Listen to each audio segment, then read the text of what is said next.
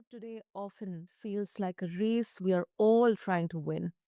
Faster results, quicker decisions, constant urgency. But what if true leadership wasn't about speed at all? What if slowing down actually made us more effective?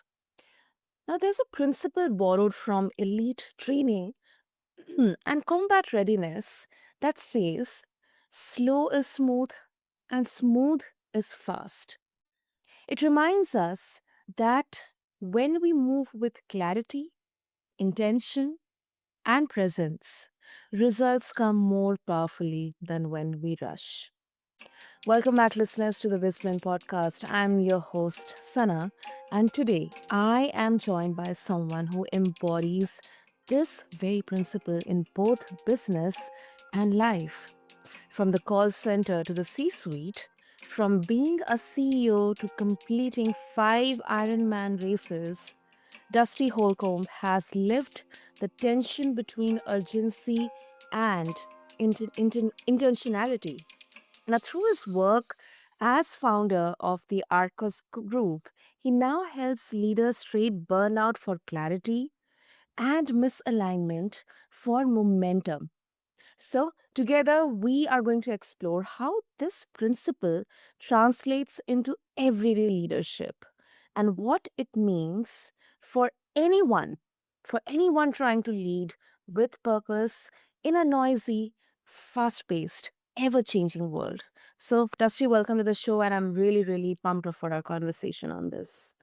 Sana, thank you so much. It's delightful to be able to speak to you, and I love that we're going to explore this topic because it's one of the hardest things to do, but one of the most impactful when we take the time to really embrace the idea of the slowing down to be able to move fast. Totally, totally. Um, uh, so Dusty, let's go back into the origin. I mean, uh, was this something that you knew from the beginning, from the beginning of your journey as an entrepreneur, or as an adult, or I mean, when was the first time that you came to hear about this phrase, or you started to explore what exactly does it mean? Yeah, it's interesting, and you mentioned this in your lead in. I had the privilege when I was a very young boy in my early mid teenage years. My brother and I got into competitive shooting, and so we got tucked under the wing of someone who had been sergeant major with the Army Marksmanship Unit, and he taught us how to shoot.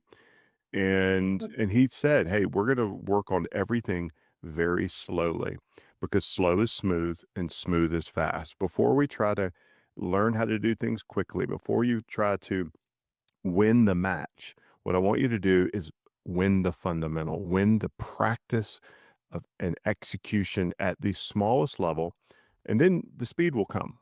And it was only years later, as I was working through leadership challenges, that I recognized the wisdom that came from that learning when I was, 16 years old, which is in order to be impactful, we have to slow down. We have to um, take time to work on the fundamentals to get clear in our head so that we can go fast. And it's not something I knew from day one, but it was certainly something that was given to me as a gift. And then, through experiences and lots of lessons and hard knocks, I learned how to connect those dots and make it a life principle now Mhm. that I help leaders unlock as well. It's amazing how powerful it is. It is, Dusty, and it's almost counterintuitive, because like slowing down to move faster, and especially when I think in the context of leaders who are burned out, it really feels like that ability to pause and reset. It's kind of lost somewhere in that all noise and clutter of hustling, because um, it's natural that when we hear this, we will think, if I slow down, I lose. This is not the time to slow down. It means that I'm weak, and I don't know what to do. So Mm.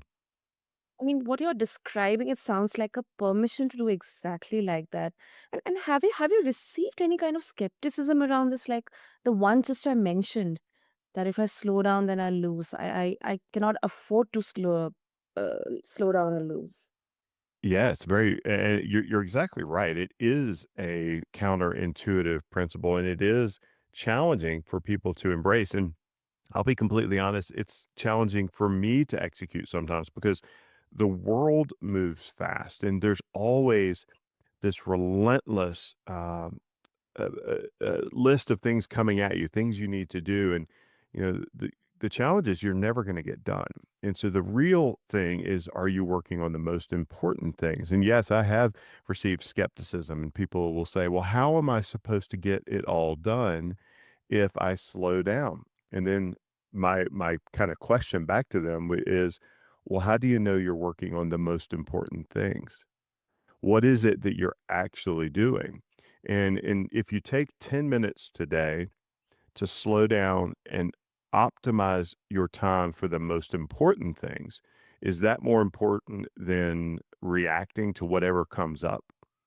And when people try that, it's always amazing to me that it's just such a simple principle, but it's very difficult to execute. But when you try it and then you practice the discipline of slowing down, it's almost like things start to go faster, and you're making progress and speed on the things that really matter, not the things that might matter to someone else, or not the things that create motion but don't create results. And I think sometimes in today's world, we're so addicted to motion, we're addicted to action and energy, we lose the ability to connect that to outcomes that matter.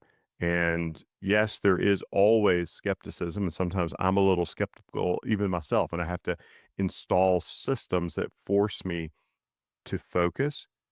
But when I Mhm. do that and do that well, and it's now part of my ingrained operating system, it makes all the difference in the world. Mm, that's impressive. And since let's talk about application. But before that, I'm really interested to explore. I mean, how did applying? I mean, you have been in some of the high pressure leadership roles, like in a CEO role, Ironman races. How did applying this principle shift your own approach? Sure. Yeah, I'll start with the personal and the Ironman races. So it's very easy when you're racing something like that. It's 140.6 miles over the course of 12 hours, 13 hours, to get overwhelmed by the magnitude of what you're doing. And you have to break it down to the next thing that matters. And so when you sign up for a race, you're signing up a year in advance, and you could do one of two things. You can go, well, I'll worry about it tomorrow, and then suddenly you're not ready for it. Or you can say, okay, what's my plan? And then what do I need to do today? I don't need to do more than I'm supposed to do. I don't need to overreach, but what do I need to do today that will build to where I want to be? And I think that the most important mental shift here, and I think it very much aligns with this idea of slowing down to be focused on what matters so that you can go fast, is, and I'll use the example when you get in the water for the swim in the Ironman, you have a 2.4 mile swim. Well, you don't get in the water and swim 2.4 miles. Well, at least I don't. I didn't grow up as a classically trained swimmer. So for me, it was like I was just trying not to drown. Well, when you get in the water and you swim, you don't swim 2.4 miles. You swim to the next buoy. You swim to the next marker. You're always targeting the next thing, and you're just focused on swimming smooth, a smooth stroke. And I can't think of anything that's more representative of this philosophy than the sport of swimming. Because when you get in the water and you try to muscle the water, and any of your audience that is a swimmer will understand this, if you try to Mhm. muscle the water, you actually slow down. But when you relax and you focus on being smooth, that's when the speed comes. And if you've watched the Olympics or if you watch these world class athletes, it's almost effortless in the way that they move because it's so very smooth. And they've trained themselves to do that. They've broken it down into very finite steps that they've practiced and rehearsed and built. And so thinking about it in the chunks that matter and then executing those small pieces exceptionally well that creates an additive and building effect. That's where you get the speed. That's where the speed comes. The speed is a result, and it's built by setting in place the right objectives, the right goals, the right tasks that you need to accomplish along that way. And the same thing happens in the CEO seat. And there's the adage that leadership is lonely, and it's very, very true. But sometimes there's a lot of value in that solitude to think and to give yourself the opportunity and space to reflect. I mean, when you think about it, the CEO role and the founder role, the chief executive, whoever it is, the entrepreneur, they're often chief doing officers. And the real lens here you have to think about is, am I doing the right thing? Am I giving myself the time and space to focus on those things only I can do?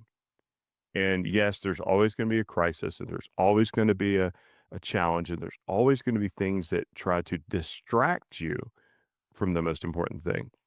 But if you've given yourself principles and grounded yourself in a system that allows you to even take 10 minutes to pause before you execute, before you commit, before you do that next thing, you can ensure that your stroke is smooth and that you're gaining speed in the water, not just trying to work harder. Because that's where I think most leaders and most entrepreneurs and folks that struggle with burnout, and I've been there, really run into problems with, is when you try to outmuscle it. You just try to work through, and there's value in grinding, but you can grind yourself down, and you can't do that. You're actually diminishing your effect.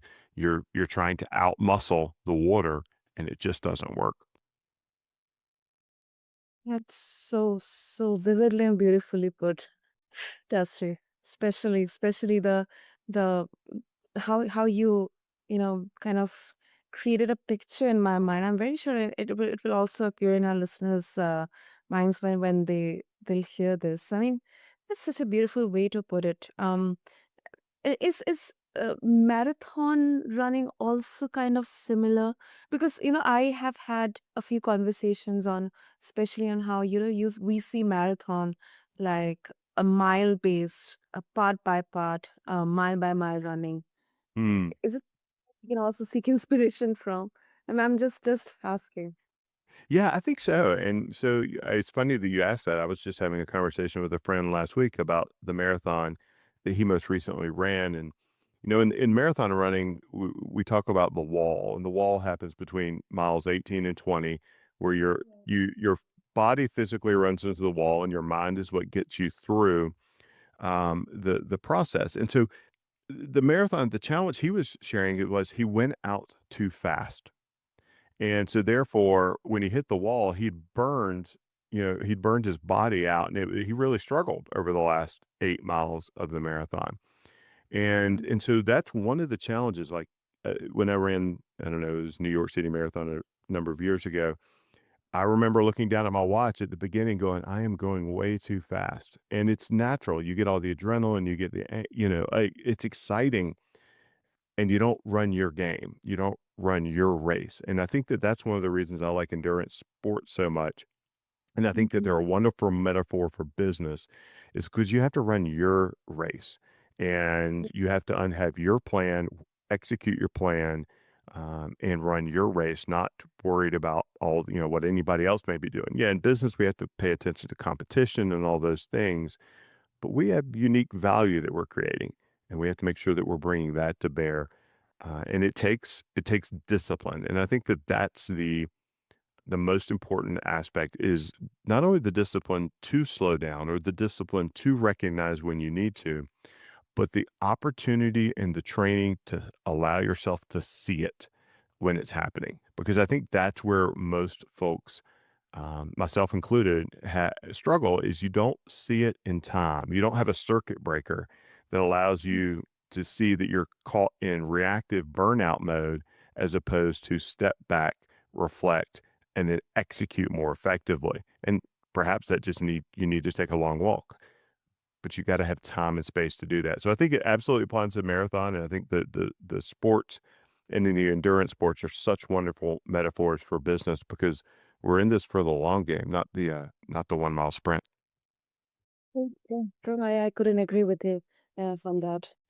Um, yeah, and if I would like to add my own reflection into this, I think it's less about slowing everything down and Mm, more about finding the rhythm in there. So the mm, crucial decisions, they aren't rushed because not even in business perspective, Dusty, but in personal context also. If I think my rushed decisions have been the most rec- reckless ones, and the ones which have really affected, changed my life. But then yeah, I always try to extract the good things, the important learnings out of those random decisions or really fast decisions that I had to make. But the execution, it stays smooth. And I think that's this nuance a lot of leaders, they miss. um, mm. this is something we definitely need to bring more and more into the light. The I next think that's part. let me if you don't mind, I think that's such a wonderful point because by having giving yourself the time and space to think and decide in advance what's important, when you do get that moment where you do have to make the fast decision, it's much Mhm. easier, it's much smoother, and it's much more impactful. So I think that's an exceptional point you just brought out, and I do think it would be something that as leaders think about this to really reflect on. It's not about slowing down. It is about giving yourself the ability to go fast when it matters because you've done the work in advance. Exactly. Exactly. Super. And now this part is, to me, it's one of my favorite, kind of topic of discussion. The servant leadership connection, Dusty. Mm, You often talk about servant leadership, serving, not being served, which mhm. to me is so beautiful. I mean, how does slow is smooth and smooth is fast connect with that? I mean, does serving others require us to intentionally slow down? Well, I think I'll put it in the form of a leadership reaction. If Okay. you react to a stimuli and you go in and you have someone, there's a situation that's happened and you assume that you understand and you start barking orders, you start assuming you're right, you start attacking the problem, then you might you're going straight to fast. But if you Mm, go in and you understand, hey, help me understand what happened, help me understand where we are, help me understand what you're thinking about, help me understand what I don't know. And we're approaching to ensure that the person is successful. And like, don't get me wrong, sometimes the person's success isn't in the organization or in the seat that they're in, but we're optimizing for success at the personal level because when they're successful at doing that job, the organization is successful, the customer is happy. That's what we're really going for here. And so giving yourself the opportunity to serve by slowing down to ask the right questions and not going straight to fast as a reactive state is absolutely a case of service because what you will do if you just go straight to fast is you'll train people to react to your fast questions and fast actions, not think for themselves and prepare for the right answers. So it is a deep connection, but it requires the person to understand going in.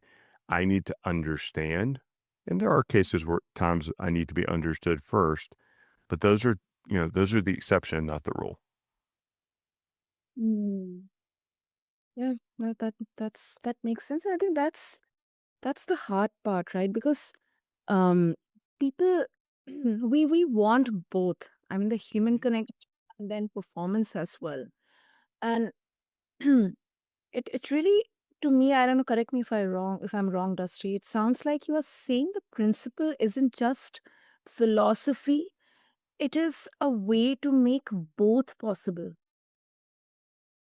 Oh, absolutely. Yeah, it's definitely not a philosophy. It's a you by understanding the value that comes from being very intentional, Yeah. you can go faster because you're able to ignore the things that don't matter.